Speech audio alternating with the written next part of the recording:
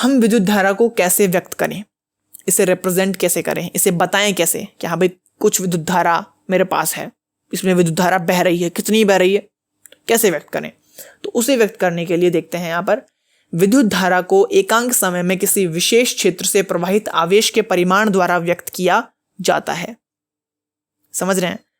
एकांक समय में किसी विशेष क्षेत्र से प्रवाहित आवेश, उसका परिमाण जो है उसके द्वारा व्यक्त किया जाता है। दूसरे शब्दों में विद्युत आवेश के प्रवाह की दर को विद्युत धारा कहते हैं। अब देखिए यहाँ पर बिल्कुल एक सिंपल इसने बात बोली है कि ये मान लीजिए आपकी 1 सेकंड में किसी एक जगह से जितना आवेश गुजरेगा ना, ठीक है, मान लीजिए कि मैं एक तार का एक पॉइंट मैं क्रिएट कर लूँ कि भाई ये पॉइंट है, इस पर मैं निगरानी रख रहा हूँ।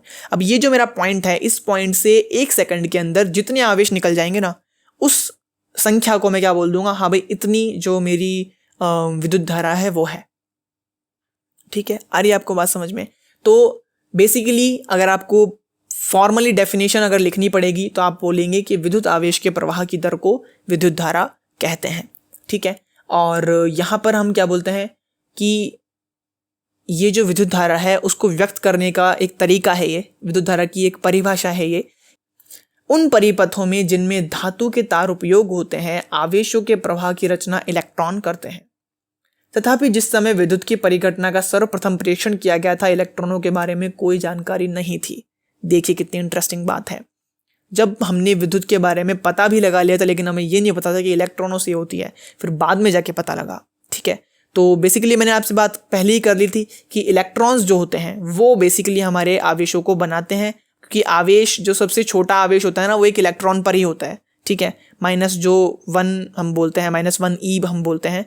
तो सबसे छोटा आवेश जो होता है ना, वो एक इलेक्ट्रॉन पर ही होता है, और इलेक्ट्रॉन्स ही धातु के तारों में फ्रीली घूमते रहते हैं। तो मोस्टली जो इलेक्ट्रिसिटी बहती है वो सारी ऊर्जा जो होती है उन इलेक्ट्रॉनों में ही होती है, और वो इलेक्ट्रॉन ही बहते हैं। ठीक है, अतः विद्युत धारा को धनावेशों का प्रवाह माना गया तथा धनावेश के प्रवाह की दिशा को ही विद्युत धारा की दिशा मान लिया गया। ठीक है, अब बेसिकली क्या हुआ, प्रॉब्लम ये हो गई। अब देखिए आपको विद्युत धारा की दिशा के बारे में भी जानना पड़ेगा। भाई एक जगह से दूसरी जगह तक तो फ्लो कर रही होगी ना। हमने क्या बोला था, टैंकर से टंकी की ओर, टैंकर से ऊपर की टंकी की ओर जा रहा है पानी, तो एक दिशा तो है उसकी। तो विद्युत धारा की भी इसी तरीके से कोई दिशा होनी चाहिए। ठीक है, तो ये दिशा जो हम बता रहे हैं, दिशा कैसे निकालें। ठीक है, तो इस दिशा को निकालने के लिए हम पहले क्या मान लिया गया, पहले हमें इलेक्ट्रॉनों के बारे में कोई जानकारी नहीं थी, पहले सिर्फ पॉजिटिव आवेश के बारे में जानकारी थी। तो हमने ये मान लिया कि भाई आवेश अगर ट्रैवल कर रहे हैं तो पॉजिटिव आवेश ट्रैवल कर रहे होंगे। ठीक है, पहले पता नहीं था कि भाई जो पॉजिटिव आवेश है वो तो न्यूक्लियस में यानी कि नाभिक में स्थायी रहता है, और इलेक्ट्रॉन चारों ओर चक्कर काटते हैं, मतलब चक्कर तो क्या काटते हैं, इलेक्ट्रॉन चारों ओर होते हैं उसके। तो ये चीज़ पहले पता नहीं थी, अब पता लगी तो बाद में दिक्कत हुई।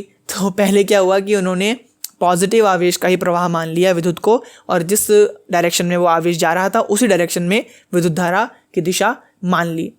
परिपाटी के अनुसार किसी विद्युत परिपथ में इलेक्ट्रॉन जो ऋणावेश है के प्रवाह की दिशा के विपरीत दिशा को विद्युत धारा की दिशा माना जाता है। ठीक है, हो गई ना दिक्कत। बाद में जाके पता लगा कि भाई ये तो जो पॉजिटिव आवेश है, धनावेश है, वो तो प्रवाहित इतने हो ही नहीं रहे, ये जो ऋणावेश हैं, इलेक्ट्रॉन्स हैं, वो प्रवाहित हो रहे हैं। तो उनके प्रवाहित होने के कारण अब हम ये तो चेंज कर नहीं सकते कि भाई पहले से जो मान लिया गया वो हम चेंज करेंगे नहीं। तो ऐसा करो कि जिस दिशा में इलेक्ट्रॉन्स बह रहे हैं उसकी उल्टी दिशा में विद्युत धारा की दिशा मान लो। ठीक है, मतलब थोड़ा सा वियर्ड है, लेकिन अब परिपाटी है तो क्या कर सकते हैं, मतलब ये एक कन्वेंशन ही है। अगर आप उल्टा भी माने तो भी इतना फर्क नहीं पड़ जाएगा, लेकिन हमने पहले से ही मान रखा है कि पॉजिटिव जो आवेश है उनके प्रवाह की दिशा क्या होती है, हमारी जो विद्युत धारा की दिशा होती है। तो लेकिन पॉजिटिव आवेश तो प्रवाह करते ही नहीं है, इलेक्ट्रॉन्स करते हैं। तो हमने ये बोल दिया कि इलेक्ट्रॉन्स जिस दिशा में जा रहे हैं उसकी विपरीत दिशा में हम बोलेंगे कि विद्युत धारा प्रवाहित हो रही है। ठीक है, आगे बात समझ में आपको। अब आइए नेक्स्ट पेज पर। यदि किसी चालक की किसी भी अनुप्रस्थ काट से समय t में नेट आवेश क्यों प्रवाहित होता है, तब उस अनुप्रस्थ काट से प्रवाहित विद्युत धारा I को इस प्रकार व्यक्त करते हैं। ठीक है, तो यहाँ पर विद्युत धारा जो है उसको हमने एज अ भौतिक राशि हमने यहाँ पर क्या कर दिया है, डिफाइन कर दिया है, परिभाषित कर दिया है। हमने बता दिया है कि अगर कोई हमने एक क्या ले, क्रॉस सेक्शन ले। मैं पहले क्या बोल रहा था, पॉइंट बोल रहा था, लेकिन असल में पॉइंट थोड़ी होता है। अगर मैं किसी भी तार को काटूँ तो मुझे एक क्रॉस सेक्शन मिलेगा, यानी अनुप्रस्थ काट मिलेगा, मुझे एक सरफेस मिलेगा, मुझे एक पृष्ठ मिलेगा कि हाँ भाई मैंने कुछ काटा। मान लीजिए मैंने एक बेलनाकार तार है उसको मैंने काट दिया, तो मुझे क्या मिलेगा, एक वृत्त मिलेगा ना, ठीक है। उस वृत्त में से कितने आवेश होकर गुजरते हैं, ठीक है, कितने आवेश होकर गुजरते हैं, नेट आवेश कितना प्रवाहित होता है, उसको मैं समय t से अगर डिवाइड कर दूं और मैं रेट निकाल लूं, rate of flow of charge. आपने पहले पढ़ा होगा कि रेट ऑफ, जो अपन मूविंग देखते हैं, हम वेलोसिटी देखते हैं, वेलोसिटी में क्या होता है, मीटर प्रति सेकंड हम बोलते हैं कि हम कितने मीटर एक सेकंड में क्रॉस कर रहे हैं, ठीक है। तो उसी प्रकार से ये बोल रहा है कि रेट ऑफ आवेश पर टाइम, ठीक है, कि जो आवेश है वो कितनी सेकंड में, यानी कि एक सेकंड में कितना आवेश जो है वो एक जगह से गुजर सकता है। तो वही चीज़ हम बोल रहे हैं कि एक चालक जो है उसके अनुप्रस्थ काट से t समय में अगर नेट आवेश क्यों गुजरता है, तो उसकी जो विद्युत धारा है उसको हम इस प्रकार डिफाइन कर सकते हैं, ठीक है। t is equal to Q by T, यानी कि वो जितने भी आवेश निकले हैं उसको समय से क्या कर दो, भाग दे दो। तो बेसिकली आवेश प्रति सेकंड, क्या, आवेश प्रति सेकंड। और आवेश का जो मात्रक होता है वो शायद आपने पहले पढ़ लिया होगा, कूलाम्ब होता है, ठीक है। तो ये जो कूलाम्ब है उसको हमने क्या मान लिया, वो हम क्या कहते हैं, उसे हम आवेश का मात्रक कहते हैं, और फिर इसे आवेश प्रति सेकंड ना कहकर कूलाम्ब प्रति सेकंड कहते हैं, या फिर इसके लिए एक अलग नाम भी है, वो भी हम आगे देखते हैं, ठीक है। विद्युत आवेश का ऐसा ही मात्रक कूलाम्ब है जो लगभग 6 × 10⁸ इलेक्ट्रॉनों में समाये आवेश के तुल्य होता है, ठीक है, समझ रहे हैं आप। हम जानते हैं कि एक इलेक्ट्रॉन पर 1.6 × 10⁻⁻19 कूलाम्ब आवेश होता है।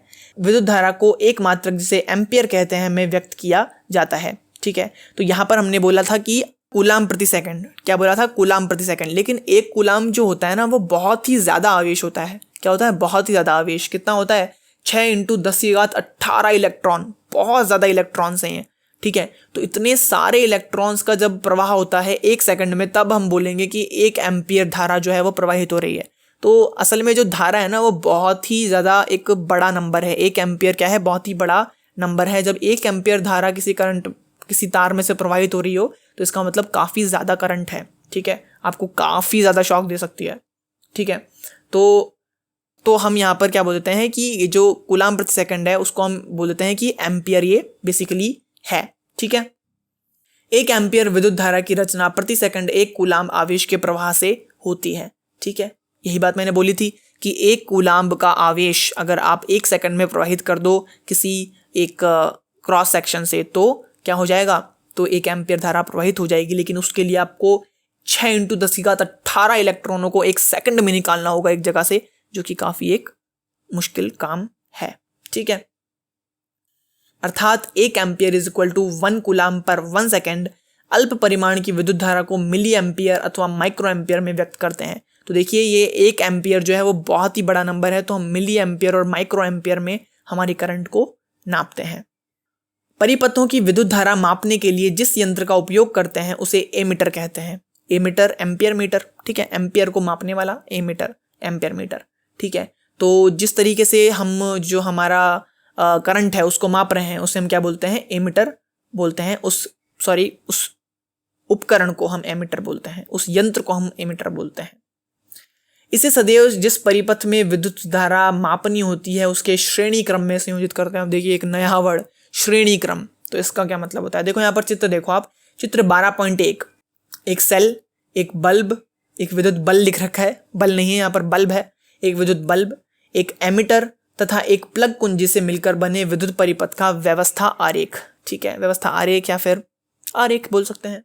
तो यहाँ पर हमने एक सेल लगाया है, हमने एक कुंजी लगाई है, हमने एक एमीटर लगाया है और हमने एक बल्ब लगाया है। शायद आपने ये जो हमारे पास परिपथ के एलिमेंट्स हैं और इनके जो सिंबल्स हैं शायद आपने पहले भी पढ़ रखे हैं, शायद 7वीं या 8वीं क्लास में, आई डोंट रिमेंबर करेक्टली। लेकिन ये जो परिपथ के जो चिन्ह है ना, कि बल्ब को ऐसे डिनोट करते हैं, कुंजी को ऐसे डिनोट करते हैं, यानी कि कुंजी यानी स्विच, ठीक है, स्विच, और सेल को ऐसे डिनोट करते हैं, शायद पहले भी आ चुका है, ठीक है। तो दैट्स इट। और यहाँ पर हम देख रहे हैं कि ये हमने एक प्रतीकात्मक हमारे पास क्या बना दिया है, हमारे पास विद्युत परिपथ का सर्किट बना दिया है, और एमीटर से हम क्या करते हैं, विद्युत धारा को मापते हैं, ठीक है। अब श्रेणी क्रम बोला था मैंने, हाँ, श्रेणी क्रम क्या होता है, ये श्रेणी क्रम आखिर क्या बला है, ठीक है। तो श्रेणी क्रम का मतलब सिर्फ यही है कि जो भी हमारे पास सोर्स है, या फिर मतलब किसी के सापेक्ष ही होता है ये श्रेणी क्रम और पार्श्व क्रम आएगा, आगे जाके पार्श्व क्रम भी आएगा। तो ये श्रेणी क्रम जो होता है, श्रेणी क्रम का मतलब होता है कि उसी लाइन में, बेसिकली कि उसी लाइन में मैं बोल रहा हूँ, जिसके सापेक्ष बोल रहा हूँ, मान लीजिए ये जो बैटरी है उसके सापेक्ष श्रेणी क्रम में है, तो उसी लाइन में है, ये किसी अलग लाइन में अलग से तार निकाल के नहीं लगाया गया है। ठीक है, तो जब आप पार्श्व क्रम देखेंगे तो आपको और ज़्यादा क्लियर होगा कि भाई श्रेणी क्रम क्या होता है और पार्श्व क्रम क्या होता है। अभी के लिए आप मान लीजिए कि ये श्रेणी क्रम में है। ठीक है, चित्र 12.1 में एक प्रतीकात्मक विद्युत परिपथ का व्यवस्था आरेख दिखाया गया है, जिसमें एक सेल, एक विद्युत बल्ब, एक एमीटर तथा प्लग कुंजी जुड़े हैं। ध्यान दीजिए, परिपथ में विद्युत धारा सेल के धन टर्मिनल से सेल के ऋण टर्मिनल तक बल्ब और एमीटर से होकर प्रवाहित होती है। ठीक है, तो आपको ये चीज़ ध्यान में देनी होगी कि ये जो हमारी धारा है ना, वो कैसे प्रवाहित हो रही है। वो प्रवाहित हो रही है सेल के पॉजिटिव टर्मिनल से निकलती है और सेल के नेगेटिव टर्मिनल में घुस जाती है। अब देखिए, आप थोड़ा सा सोचिए, जो इलेक्ट्रॉन्स होंगे, हमने क्या बोला था कि इलेक्ट्रॉन्स जो प्रवाहित होते हैं उसके विपरीत दिशा में धारा प्रवाहित होती है। ठीक है, तो इलेक्ट्रॉन्स होंगे वो कहाँ से निकलेंगे? नेगेटिव साइड में से निकलेंगे। भाई नेगेटिव साइड क्यों बोला जा रहा है उसे बैटरी की? क्योंकि वहाँ पर इलेक्ट्रॉन ज़्यादा है, वहाँ पर जो नेगेटिव आवेश है वो ज़्यादा है। ठीक है, तो अभी के लिए आप ये मान लीजिए, मतलब मैं जो बोल रहा हूँ वो पूरी तरीके से एक्यूरेट नहीं है, लेकिन अभी के लिए आप ये मान लीजिए कि वो जो मैं नेगेटिव साइड बोल रहा हूँ ना, वो नेगेटिव साइड क्या है? वो नेगेटिव साइड कुछ नहीं है, वो एक ज़्यादा इलेक्ट्रॉन्स भरी हुई जगह है। आप ऐसा बोल सकते हैं, पूरी तरह एक्यूरेट नहीं है, आपको बाद में पता लगेगा। ठीक है, तो यहाँ पर कुछ ज़्यादा ही नेगेटिव चार्ज है, तो यहाँ से इलेक्ट्रॉन निकलेंगे और उस पॉजिटिव टर्मिनल की तरफ भागेंगे। क्यों भागेंगे? क्योंकि भाई नेगेटिव और पॉजिटिव, नेगेटिव पॉजिटिव को वो करता है, अट्रैक्ट करता है। ये तो आपने शायद पहले भी पढ़ा होगा, जब आवेश होते हैं, आवेश हमने पढ़े थे, एक धनावेश होता है और एक ऋणावेश होता है। मैग्नेट्स की तरह ही, चुंबकों की तरह ही, चुंबक में क्या होता है? एन वो करते हैं, रेपल करते हैं, एस रेपल करते हैं, एन और एस क्या करते हैं? अट्रैक्ट करते हैं। ठीक है, आकर्षित करते हैं, और एन और एन क्या करेंगे? प्रतिकर्षित करेंगे। उसी तरीके से पॉजिटिव नेगेटिव क्या करते हैं? आकर्षित करते हैं, और पॉजिटिव पॉजिटिव प्रतिकर्षित करते हैं, नेगेटिव नेगेटिव प्रतिकर्षित करते हैं। तो यहाँ से जो ये नेगेटिव है, वहाँ से इलेक्ट्रॉन्स निकल के पॉजिटिव की तरफ आकर्षित होंगे। ठीक है, तो जो इलेक्ट्रॉन्स हैं वो तो नेगेटिव से पॉजिटिव की तरफ बहेंगे, तो नेचुरली जो हमारी धारा है वो पॉजिटिव से नेगेटिव की तरफ बहलेगी। इतना सोचने की बजाय आप सिर्फ ये सोच सकते हैं कि जो मेरी धारा है ना, वो पॉजिटिव से नेगेटिव जाएगी नो मैटर व्हाट। ठीक है, आप ये बोल सकते हैं कि जब भी हम इस तरह की धारा ले रहे हैं, बैटरी लगा रहे हैं, तो उसमें से जो भी हमारी धारा निकलती है वो पॉजिटिव से निकल कर नेगेटिव की तरफ जाती है। पहले बल्ब में जा रही है, फिर एमीटर में जा रही है, और फिर वापस नेगेटिव की तरफ लौट रही है। ठीक है, तो सिंपल यहाँ पर बता दिया गया है। आप देखिए, एक प्रश्न दिया है, उदाहरण 12.1, किसी विद्युत बल्ब के तंतु में से 0.5 एम्पियर विद्युत धारा 10 मिनट तक प्रवाहित होती है। विद्युत परिपथ से प्रवाहित विद्युत आवेश का परिमाण ज्ञात कीजिए। ठीक है, तो हमें सिंपल हमारे पास जो फॉर्मूला था I = Q/T लगाना है। हमें I दे रखा है, T दे रखा है, तो हम Q निकाल सकते हैं इजीली। और यहाँ पर ये ध्यान रखिएगा कि जो ये हमारा समय है वो हम सेकंड में लें, ताकि हमारे पास एक्यूरेट रिजल्ट प्राप्त हो। तो I = Q/T, तो Q = IT। तो यहाँ पर 0.5 और 6000 गुणा कर दिया, जिससे 300 कूलाम्ब आंसर आ गया। ठीक है, तो ये पार्ट यहीं पर ख़त्म करते हैं दोस्तों, और नेक्स्ट पार्ट में मिलते हैं। और keep learning and bye bye.